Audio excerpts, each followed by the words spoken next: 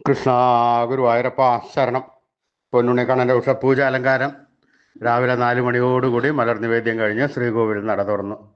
പൊന്നുണ്ണിക്കണ്ണൻ അത് ആശ്രയിലകത്ത് പുഞ്ചിരിച്ച് നിൽക്കണ്. നെയ്വിളക്കുകളെല്ലാം നിറഞ്ഞ് കത്തുന്നുണ്ട്. അതിൻ്റെ ശോഭയിൽ പൊന്നുണ്ണിക്കണ്ണൻ്റെ പുഞ്ചിരിക്ക് കൂടുതൽ ഒരു ഭംഗിയുണ്ട്. പൊന്നുണ്ണിക്കണ്ണൻ്റെ തിരുമുഖം ചന്ദനം ചാർത്തിയിട്ടുണ്ട്. നെറ്റിയിൽ സ്വർണ്ണഗോപിക്കുറി അണിയിച്ചിട്ടുണ്ട്. ചെവിയിൽ ചെവിപ്പൂക്കൾ വെച്ചിട്ടുണ്ട്. മാറത്ത് ഒരു സ്വർണ്ണത്തിലകവും 2 സ്വർണ്ണമാലകളും ചാർത്തിയിരിക്കുന്നു. പൊന്നിൻ കിങ്ങിണി കെട്ടി പട്ടുകോണകം ഉടുത്ത് ഒരു പീതാംബരപ്പട്ടും വെളുത്ത പട്ടും കൂട്ടിക്കെട്ടി ഞൊറിഞ്ഞെടുത്തിട്ടുണ്ട്. വലത് കൈയിൽ ഓടക്കുഴലുണ്ട്, താമരയുണ്ട്. സ്വർണ്ണ കിരീടം ചാർത്തി കിരീടത്തിന്മേൽ 3 തിരുമുടിമാലകളും 2 വലിയ വനമാലകളും ചാർത്തിയിരിക്കുന്നു. അങ്ങനെ സുന്ദരനായി പുഞ്ചിരിച്ച് നിൽക്കുന്ന സച്ചിദാനന്ദക്കട്ടയെയാണ് നട തുറന്ന സമയത്ത് ഭക്തന്മാരെല്ലാവരും കാണുന്നത്.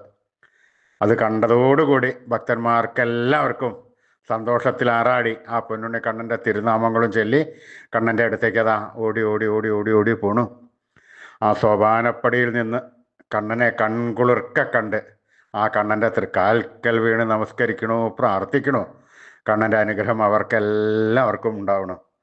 ആ സുന്ദര രൂപം നമുക്കും നമ്മുടെ മനസ്സിലേക്കൊന്ന് ആവാഹിച്ചാലോ? എല്ലാവരും പ്രാർത്ഥിച്ചോളൂ. ആ പൊന്നിൻ കിങ്ങിണി കെട്ടി പട്ടുകോണകം ഉടുത്ത് പീതാംബരപ്പട്ടും വെള്ളപ്പട്ടും കൂട്ടിക്കെട്ടി ഞൊറിഞ്ഞുടുത്ത് കയ്യിൽ ഓടക്കുഴലും താമരയും പിടിച്ച് സർവാഭരണ വിഭൂഷിതനായി നിന്ന് പുഞ്ചിരിക്കുന്ന സച്ചിദാനന്ദ കട്ടയൊന്ന് മനസ്സിൽ കാണൂ. ആ മനസ്സിൽ നല്ല പോലെ വിചാരിക്കൂ, പൊന്നുണ്ണിക്കണ്ണൻ അതാ നമ്മുടെ മനസ്സിൻ്റെ ഉള്ളിലേക്ക് അതാ കയറി വരണു. ആ പൊന്നുണ്ണിക്കണ്ണൻ അവിടെ എത്തിക്കഴിഞ്ഞാൽ ആ കണ്ണനെ അവിടെ കൂട്ടിപ്പിടിച്ച് അവിടെ നിർത്തി അവിടെ പ്രതിഷ്ഠിച്ച് ആ കണ്ണനുമായി കുറച്ച് നേരം സംവദിച്ച് ആ കണ്ണനെ ഒന്ന് കൊഞ്ചിച്ച് ഒന്ന് ലാളിച്ച് ഒരു മുത്തം കൊടുത്ത് ആ കണ്ണൻ്റെ തൃക്കാൽക്കൽ വീണ് നമസ്കരിച്ചോളൂ, പ്രാർത്ഥിച്ചോളൂ. കണ്ണൻ്റെ അനുഗ്രഹം നമുക്കെല്ലാവർക്കും ഉണ്ടാവും. ഉറപ്പാണ്, തീർച്ചയാണ്. ആ കണ്ണൻ നമ്മളെ കാത്തു രക്ഷിക്കുന്നുള്ള കാര്യം ഉറപ്പാണ്. എല്ലാവരും കണ്ണൻ്റെ നാമങ്ങൾ ചൊല്ലിക്കോളൂ. നാരായണ നാരായണ നാരായണ. സ്നേഹത്തോടുകൂടി ഭക്തിയോടുകൂടി വിശ്വാസത്തോടുകൂടി കണ്ണൻ്റെ തിരുനാമങ്ങൾ ഉറക്കെ ഉറക്കെ ഉറക്കെ ജപിക്കുക. ആ കണ്ണൻ നമ്മുടെ ഒപ്പം എപ്പോഴും ഉണ്ടാവും. നമ്മൾ എത്രത്തോളം സ്നേഹം കൊടുക്കുന്നു അതിൽ 10 മടങ്ങ് 100 ഇരട്ടിയെന്നോ 1000 ഇരട്ടിയെന്നോ ഒക്കെ പറയാം. ആ സ്നേഹത്തോടു കൂടി കണ്ണൻ നമ്മുടെ അടുത്തേക്ക് അങ്ങോട്ട് ഓടി വരും.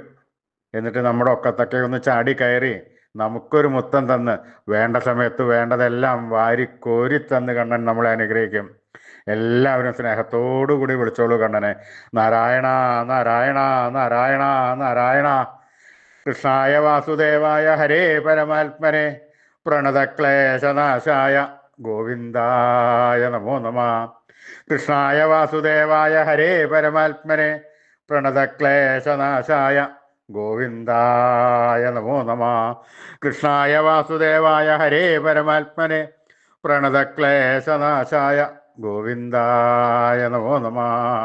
അച്യുതാനന്ദ ഗോവിന്ദ അച്യുതാനന്ദ ഗോവിന്ദ അച്യുതാനന്ദ ഗോവിന്ദ.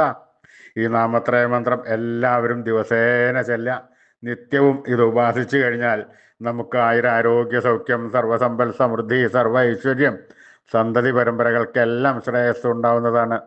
ഋഷീശ്വരന്മാർ തലമുറകളെ കൈമാറി തന്ന ഈ അമൂല്യനിധി നമ്മൾ വിട്ടുകളയരുത്. നമ്മൾ ജപിക്കണം, നമ്മൾ ഉപാസിക്കണം. അതുമാത്രമല്ല, നമ്മുടെ വരും തലമുറകൾക്ക് ഇത് പറഞ്ഞു കൊടുത്ത് അവരെ കൊണ്ട് ഉപാസിപ്പിക്കുകയും കൂടി വേണം. അവരും നേരായ വഴിയിലൂടെ സഞ്ചരിക്കട്ടെ. ഈ കലികാലത്ത് ജപിക്കാൻ പറ്റിയ ഉത്തമമായ മന്ത്രം കൂടിയാണത്. അതുകൊണ്ട് അവരും ജപിക്കട്ടെ, എല്ലാവരും ജപിക്കട്ടെ. ലോകാസമസ്ത സുഖിനോ ഭവന്തു. എല്ലാവരും ഉറക്കെ ഉറക്കെ ജപിച്ചോളൂ. അച്യുതാനന്ദ ഗോവിന്ദ അച്യുതാനന്ദ ഗോവിന്ദ അച്യുതാനന്ദ ഗോവിന്ദ.